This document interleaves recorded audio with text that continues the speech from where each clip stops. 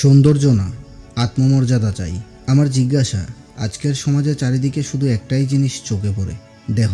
রূপচর্চা, beauty parlour, সাজগোজ, filter সবকিছুই যেন শরীরটাকে একটা পণ্য বানিয়ে ফেলেছে। অথচ প্রশ্ন হলো, এই শরীরের বাইরে কি কিছু নেই? কোথায় বুদ্ধি, কোথায় বিবেক, কোথায় সেই আত্মমর্যাদা যা মানুষকে মানুষ করে তোলে? আজকাল সমাজ এমন এক পর্যায়ে পৌঁছেছে যেখানে মানুষ চেহারা নিয়ে যতটা চিন্তা করে, মন আর মগজ নিয়ে তার ছিটে ফোটাও ভাবে না। আমরা রূপ দেখে ভালোবাসি, সাজ দেখে সম্মান দিই, কিন্তু চরিত্র, মেধা, বিবেক এসব যেন জাদুঘরের জিনিস কোথায় যেন হারিয়ে গেল। একটা মেয়ে মেকআপ ছাড়া রাস্তায় বেরুলে তার দিকে তাকিয়ে কি কেউ বলে কি আত্মবিশ্বাসী?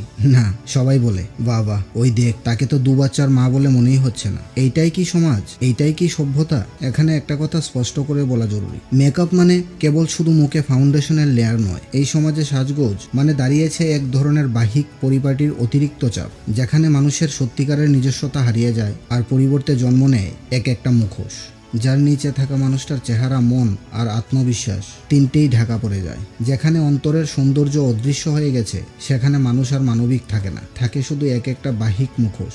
প্রকৃত সৌন্দর্য হচ্ছে নিজেকে গ্রহণ করা, নিজের স্বভাব, মেধা, চিন্তাশক্তিকে ভালোবাসা।